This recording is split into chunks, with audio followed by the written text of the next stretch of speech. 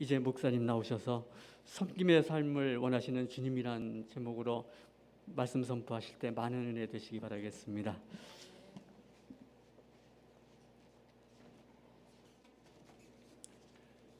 할렐루야. 2023년 새해가 시작이 됐습니다. 새로운 한 해를 맞이하는 우리 믿음의 권속들 위해 우리 하나님의 크신 은혜와 평강이 넘치시기를 바라고요. 또 이 한 해 아름다운 축복의 열매를 많이 맺으시기를 주님의 이름으로 간절히 축원드리겠습니다. 저는 이제 새로운 한 해를 준비하면서 우리 용산교회의 표어를 겸손과 믿음과 순종으로 섬기는 삶, 이렇게 정하고 이 한 해 주 안에서 더욱 섬기는 삶을 살기를 간절히 기도했습니다.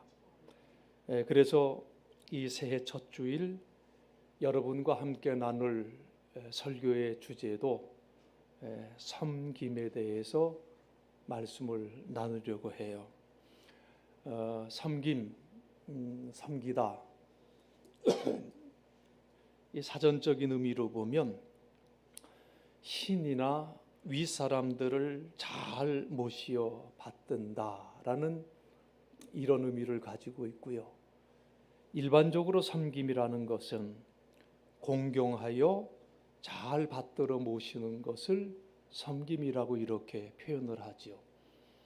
한 공동체를 아름답게 세워나가는 데 있어서 이 섬김이라고 하는 것은 참으로 귀중하고 또 이러한 아름다운 미덕들이 더욱더 우리 사회 안에서 공고히 세워져야 될 줄로 믿습니다. 좋은 단어이고요. 또 반드시 이러한 일들이 일어나야 되겠지만은 좀 안타까운 것은 오늘날 이 사회를 돌아가는 것을 보면 이 섬김이라고 하는 단어가 굉장히 오해를 받고 있는 단어가 되어버렸구나, 이런 생각을 갖게 돼요. 저는 이 강단에서 정치 이야기를 하는 것을 굉장히 싫어하지만은 좀 이해해 주시기를 바라겠습니다. 정치하는 사람들이 가장 높은 자리에 올라가게 되면 꼭 듣는 얘기가 있어요. 큰 누구를 막론하고 역대 대통령들은 물론이고 그리고 현재 대통령도 듣는 말이 있는데 그 말이 무슨 말인가 하면 소통이 안 된다라는 이러한 말이에요. 여러분 그러한 얘기 많이 들어보셨죠? 우리 대통령은 소통이 안 돼. 다른 사람의 말을 들으려 하지 않고 자기 주장만 고집하게 될 때 소통이 안 된다는 거예요. 그런데 여러분, 정치하는 모든 사람들, 여야를 막론하고 그들이 가장 많이 하는 말이 뭐냐면 국민을 주인으로 잘 섬기겠다. 국민을 정말 내가 헌신하고 정말 모든 것을 다해서 잘 섬기겠다고 하는 말을 정치인들은 굉장히 많이 해요. 잘 섬기겠다. 정 윗사람처럼 잘 받들어 모시겠다고 하는 말인데 이상하게도 권력을 갖게 되면 오히려 국민 알기를 우습게 알고 국민들의 말에 귀를 닫는 경향들이 많이 생기는 것 같아요. 오히려 자기 권력을 공고히 하는 데 힘을 쏟아붓고요. 온갖 기생충과 같은 몰입애들과 함께하면서 자기의 부를 채우고 명예와 권력을 쌓아가는 일에 혈안이 되어 있는 그 사람들이 국민을 잘 섬기겠다고 외쳤던 사람들이었던 것을 보면은요, 이 섬긴다고 하는 이 단어가 참 고생 많이 하는구나, 이런 생각을 하지 않을 수가 없어요. 자, 그런데 세상뿐만 아니라 우리 교회 안에서도 가장 많이 쓰는 말 중에 하나가 섬김이라고 하는 단어예요. 그런데 교회 안에서도 안타깝게도 그 뜻을 가장 훼손하고 있는 말도 섬김이라고 하는 말이 아닌가, 이런 생각을 좀 가슴 아프게 해볼 때가 많이 있습니다. 이 섬긴다는 것이 그토록 어려운 이유가 오늘 읽은 예수님의 말씀 속에 잘 나와 있어요. 자, 오늘 본문 25절의 말씀을 보니까 이렇게 기록하고 있습니다. 예수께서 이르시되 이방인의 임금들은 그들을 주관하며 그 집권자들은 은인이라 칭함을 받으나 라고 이렇게 말씀을 했어요. 자, 이방인들의 왕은 백성들 위해서 왕 노릇한다는 거예요. 그리고 권력을 가진 사람들은 백성들에게 은인으로 불린다는 말씀이죠. 여기서 이방인들이라는 것은 세상 사람들을 의미하는 단어예요. 세상 사람들은 하나님을 섬기지 않는 사람들이죠. 그냥 본성대로 살아가는 사람들입니다. 이런 사람들을 보통 자연인이라고 이렇게 불러요. 영어 표현으로 하면 내추럴맨이죠. 그러니까 자기 본성대로 살아가는 사람이에요. 그런데 이 자연인의 본성이라고 하는 것은 뭐냐면 다른 사람 위에 군림하고 싶어하는 본성들을 가지고 있다는 거예요. 이게 자연인이에요. 그리고 그 자연인은 본능적으로 권력을 추구합니다. 그리고 그 권력을 가지고 다른 사람 위에 앉아서 다스리고 싶어 한다는 거죠.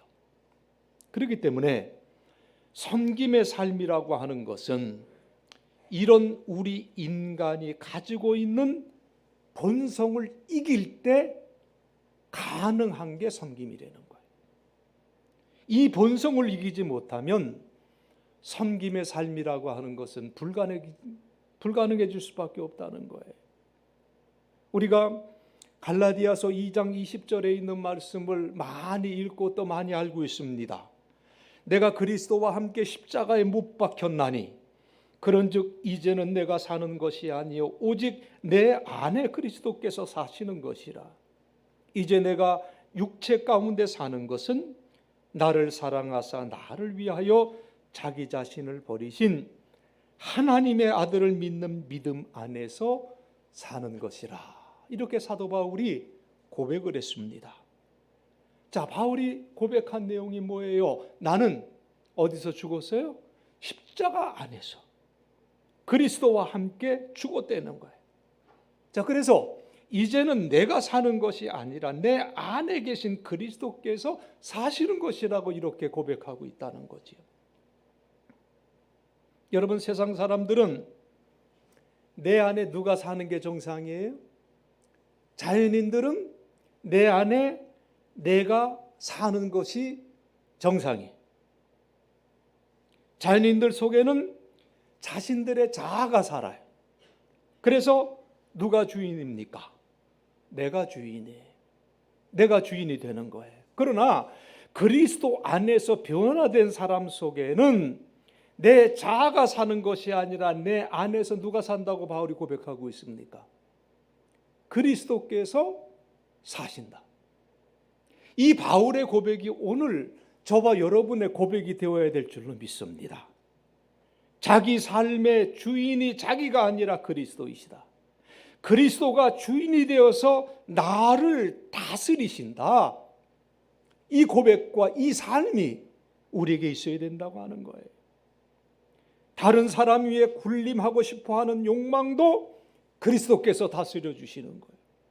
자기를 기쁘게 하는 삶을 살고자 하는 욕망도 그리스도께서 다스려 주신다고 하는 거예요. 여러분, 이 섬김의 삶, 그렇기 때문에 이 섬김의 삶이라고 하는 것은 태어날 때 생기는 본성이 아니에요. 태어나는 것이 아니라 그리스도 안에서 변화되어야만 가능한 것이 섬김의 삶이라고 하는 것을 우리는 깨달아 알아야 됩니다. 사람이 변화되는 것, 자기 의지로 되어지는 것 아니고요, 하나님의 은혜로 된다고 하는 것을 우리는 경험해 왔습니다. 내 힘으로 되는 게 아니에요. 하나님이 내게 은혜 주셔야만이 가능한 거예요. 그래서 하나님의 은혜를 체험하지 못한 사람은 섬김의 삶을 살 수가 없다는 거지요. 하나님의 은혜를 체험한 사람, 그 사람이 필연적으로 겸손해지게 되어 있습니다. 왜냐? 그 속에 나는 죽고 그리스도 예수가 사시기 때문에 자연적으로 겸손해질 수 있다고 하는 사실이에요. 겸손이라고 하는 단어를 영어로 찾아보니까 험벌이라고 하는 형용사가 있고요, 명사로 휴밀리티라고 하는 그 단어를 사용을 하는데, 여기서 휴밀리티라고 하는 이 단어가 이 겸손의 의미를 가장 잘 표현한 단어인 것 같아요. 그 단어의 의미를 보면은요, 이 그 휴밀리티라고 하는 말은 라틴어 흙이라고 하는, 휴무스라고 하는 라틴어에서 나온 말이라고 그래요. 그래서 사실 이 휴밀리티라고 하는 이 겸손이라는 말의 그 어원의 의미는요, 자기 자신을 땅에 묻는다고 하는 의미를 갖고 있다고 그래요. 혹은 자기를 땅에 붙인다, 이런 의미를 가지고 있는 것이 겸손이라고 하는, 휴밀리티라고 하는 그 영어의 뜻이라고 이렇게 찾아봤어요. 참 귀한 말이에요. 자, 이 겸손, 이 겸손을 가장 잘 실천했던 사람이 누구냐? 모세예요. 여러분, 모세는요, 인생의 위기를 맞이할 때마다 성경에 보면 땅에 엎드렸다, 이렇게 성경은 말씀하고 있어요. 민수기서 14장 5절에 보니까 모세와 아론은 그곳에 모인 온 이스라엘 백성 앞에서 땅에 엎드린지라, 이렇게 말씀하고 있고요. 또 민수기서 16장 4절에 보면 모세는 이 말을 듣고 땅에 엎드렸다, 이렇게 말씀하고 있어요. 영어 성경에도 보면 fell face down이라고 그랬어요. 그 얼굴이 그냥 땅에 그냥 팍 묻는 거예요. 모세는 위기의 순간순간마다 왜 이렇게 자세를 낮추었을까? 당연히 물어볼 수밖에 없습니다. 여러분, 위기가 닥쳤다, 그러면 우리에게 필요한 것이 뭘까요? 백일까요? 아니요. 그것보다도 위기의 순간에 가장 필요한 것은 그 위기를 돌파할 지혜예요. 그 지혜가 없으면 위기를 돌파할 수가 없어요. 그런데 여러분, 이 지혜라고 하는 것은 겸손한 자들에게 주시는 하나님의 선물이라고 하는 것을 여러분 꼭 기억하시기를 바랍니다. 누가 하나님 음성을 듣느냐? 자기를 낮추는 사람들이 하나님의 음성을 들었다는 것을 성경은 우리에게 말씀해 주고 있어요. 이렇게 땅에 엎드리기를 좋아했던 그 모세, 하나님은 모세를 이렇게 평가했어요.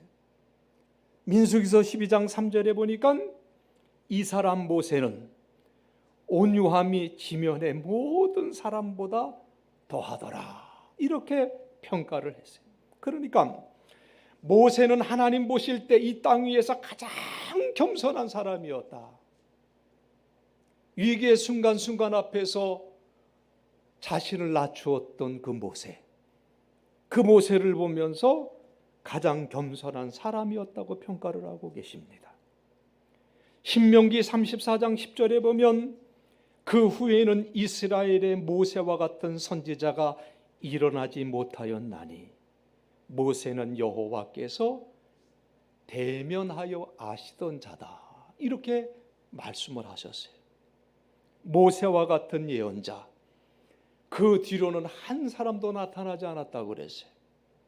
모세는 여호와께서 얼굴과 얼굴을 마주하며 말씀하신 사람이었다고 성경은 말씀하고 있습니다. 얼마나 대단한 평가를 받은 사람입니까? 우리가 하나님으로부터 이런 평가를 받을 수 있다면 여러분 얼마나 좋겠습니까?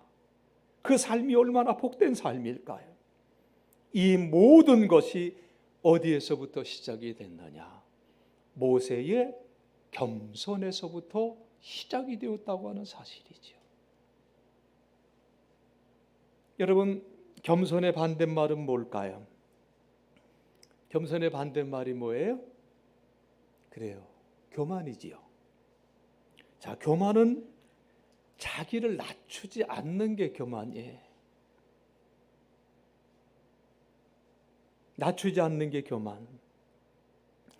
여러분, 모든 스포츠를 보면은요, 그 스포츠에 대한 그 경기에 대한 기록들을 많이 남깁니다. 그 중에 특별히 그 미국 프로 야구는요, 온갖 리그 내의 기록들을 잘 기록하여 관리하고 있는 곳인데, 아마 이 메이저리그가 가장 그런 그 기록은 역사 깊게 잘 남기는 그러한 조직인데요. 이 메이저리그 기록에 의하면 지금까지의 메이저리거 가운데 그 선수들 가운데 가장 그 에러를, 그 실수를 많이 범한 선수가 있는데, 한 시즌에 120경기에 출전해서 120번의 경기에서 91번, 91번을 실수한 그러한 선수가 있는데, 이 선수가 역대 메이저리거 가운데 제일 에러를 많이 범한 선수라고 그래요. 뉴욕 자이언트 팀의 찰스 히크맨이라고 하는 사람이 있는데, 그 1897년에 시작해서 1907년에 은퇴를 했어요. 19세기 사람이에요. 굉장히 오래된 기록인데요.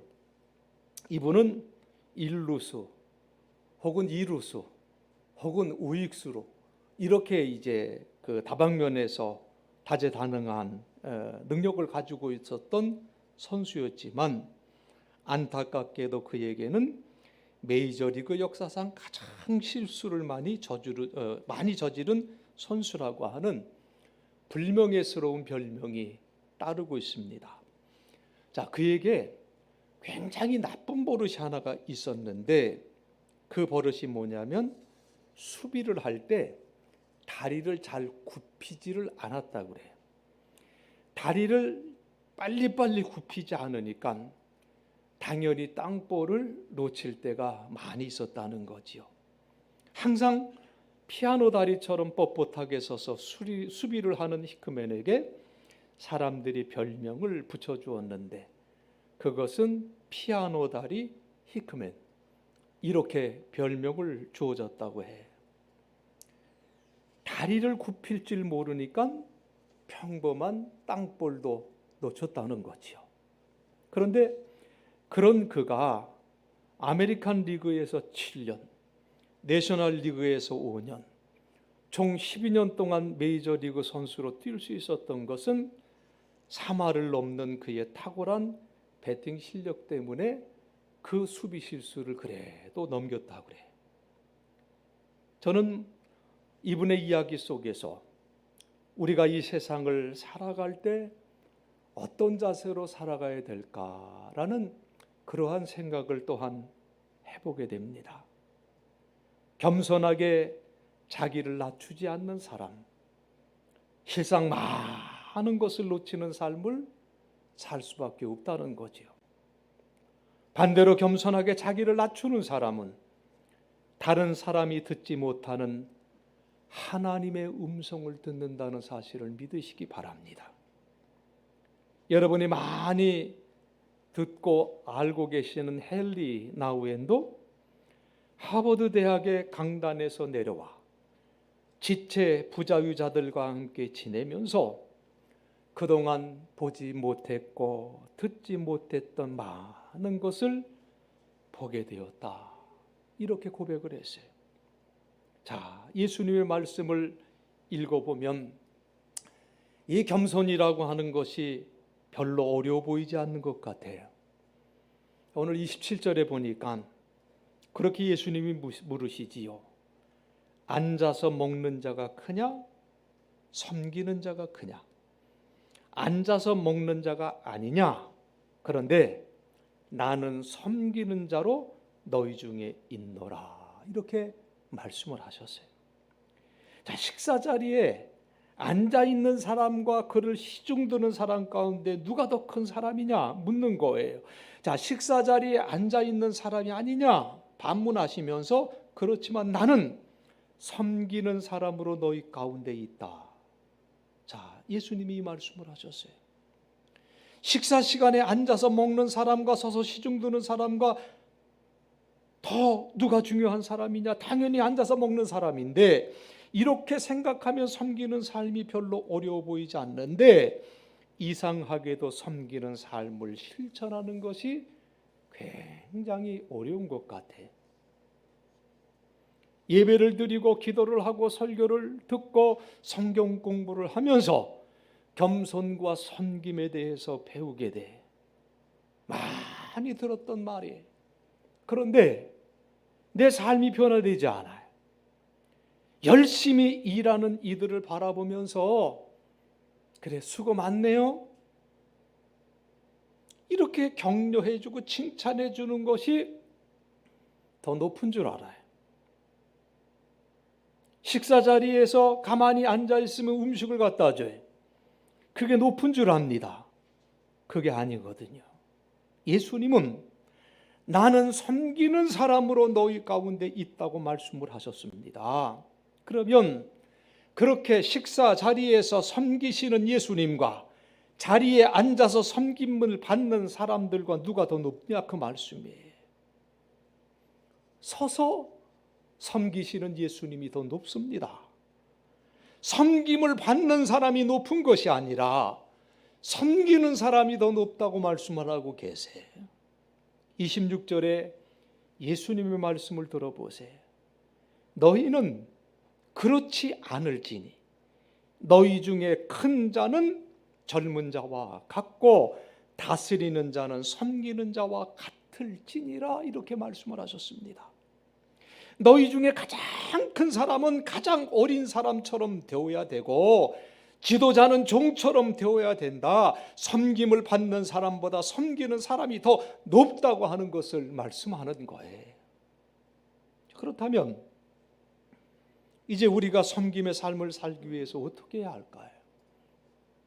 여러분, 오늘 예수님이 주시는 이 말씀 속에서 우리가 겸손으로 옷 입고 섬기는 삶을 살아가야 되겠는데 이 섬김의 삶을 살기 위해서 내가 어떻게 해야 될까라는 질문을 우리는 던질 수밖에 없습니다.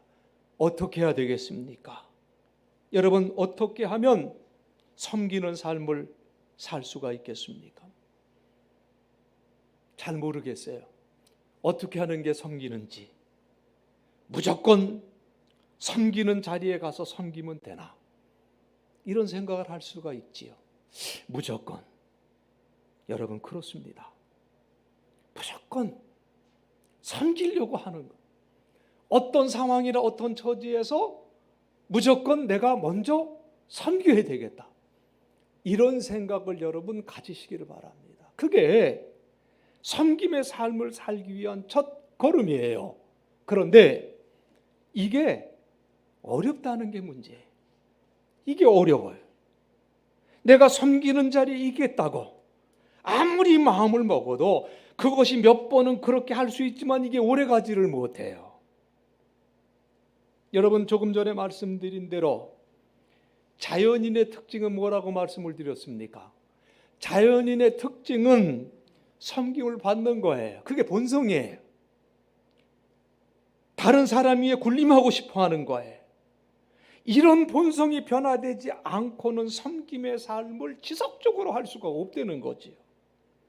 그래서 여러분, 하나님의 은혜가 그 무엇보다도 우선이라고 하는 것을 꼭 마음판에 새기시기를 바랍니다. 하나님의 은혜로만 사람이 변화될 수 있다. 하나님의 은혜는 사람을 겸손하게 만들고 하나님의 은혜는 그 사람의 주인을 바꿔 놓는다는 거지요. 이 하나님의 은혜를 체험한 사람, 내 안에 내가 사는 것이 아니라 그리스도 예수께서 사신다 고백하게 된다는 거예요. 사랑하는 성도 여러분, 이 한 해를 여러분 시작하면서 하나님의 은혜가 나를 변화시켜 주옵소서. 이 기도 제목을 붙들고 이 한 해를 시작하시기를 바랍니다. 간절히 여러분 소원하세요. 하나님의 은혜가 나를 변화시켜 주시옵소서. 여러분, 우리 인생이 얼마나 짧습니까? 우리 앞에 기회가 마냥 있는 것이 아니에요. 지금 이 시간이야말로 우리가 하나님의 은혜를 사모할 수 있는 가장 좋은 기회,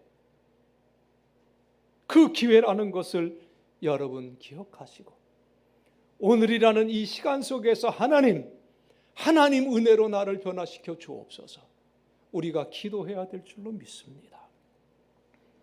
오래전에 읽었던 우화 하나가 생각이 나서 소개를 하면은요, 어느 날 돼지가 젖소에게 화를 내면서 이렇게 얘기를 했대요. 어째서 사람들은 당신들을 늘 착한 것에 비유하면서 칭찬하고 우리는 욕심쟁이에 비유하며 멸시하는지 화가 나서 견딜 수가 없어 라고 돼지가 소에게 말을 했대요.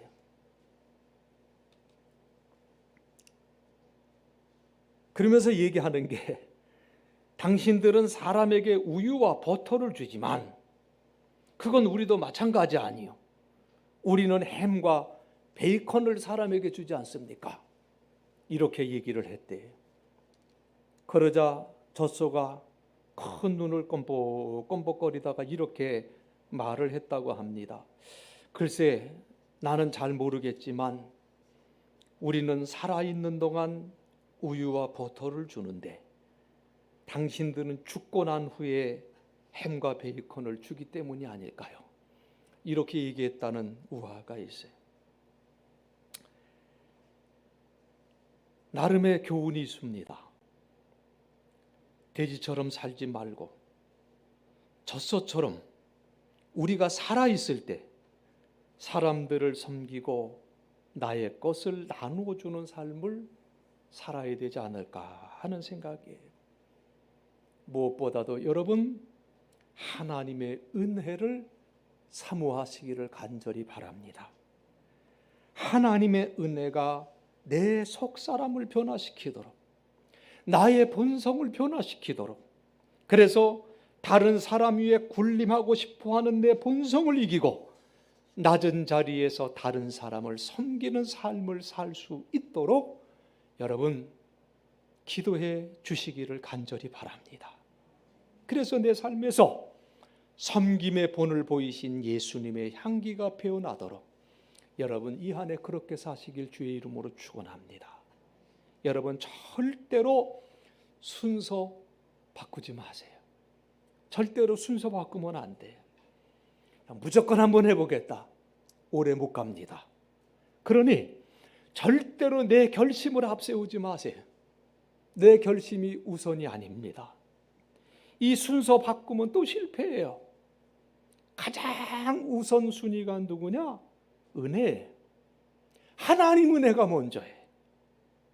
내 삶의 주인이 바뀌는 것이 먼저다. 이것을 항상 여러분 명심하시기를 바랍니다. 우리 중에 그 어느 한 분도 늦은 분이 없습니다. 지금부터라도 하나님의 은혜를 간절히 사모하시고 그리고 하나님 앞에 간절히 여러분 기도하시길 바랍니다. 하나님의 은혜가 내 본성을 지배하도록, 그래서 억지로가 아니라 자연스럽게 섬김의 삶이 우러날 수 있도록,